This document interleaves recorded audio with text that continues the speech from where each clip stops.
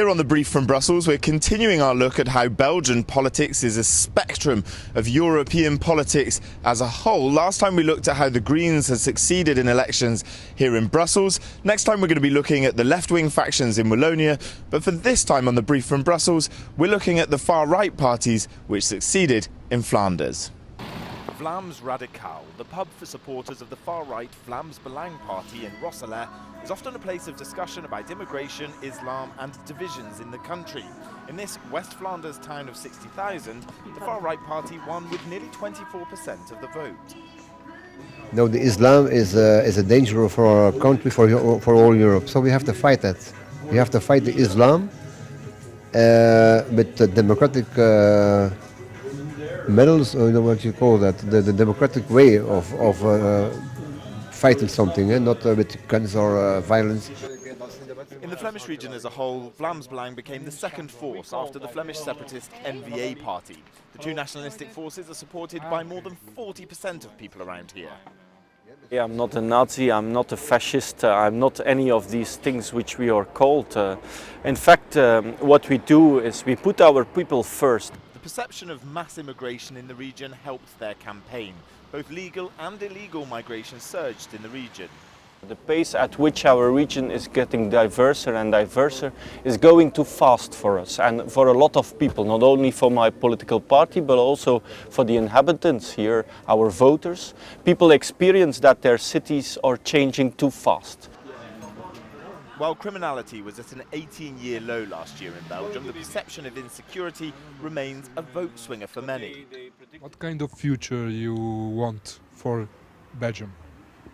Future for Flanders, maybe I would say. I don't see a future in Belgium as a country. I would like to see Flanders as a country of its own and to be a safe working Flemish guy, and where it's possible to go out and have a drink or something without having to look behind you. Flanders, the Dutch-speaking part of Belgium, makes up 60% of the country's population. In terms of economy, there's a wide gap between the French-speaking Wallonia region. Flemish productivity per capita is about 13% higher, and wages are about 7% higher. Vlaams Belang wants to stop subsidies for the poorer regions by declaring independence. If you're in a marriage and it doesn't work, you only have to pay the bills and your spouse is not willing to do or cooperate in any way anymore, then it's maybe better to get a divorce. And all of the political divisions here in Belgium mean that it's proving very difficult for a coalition government to be formed after those elections. Next time on The Brief from Brussels, we'll be taking a look at that left-wing and socialist faction which succeeded in Wallonia. Jack Parrick, Euronews, Brussels. The planned German motorway toll is against EU law, the bloc's top court has ruled. Judges say it's unfair because it targets drivers from other member states. Germany wanted to introduce the annual €130 fee, but faced objections from neighbours Austria and the Netherlands. German drivers would have had the fee cut from their car tax.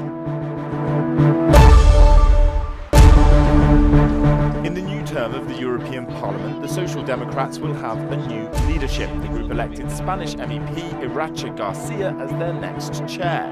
She ran unopposed after outgoing leader Udo Bullmann from Germany had decided to step down. The Social Democrats remain the second largest group in Parliament.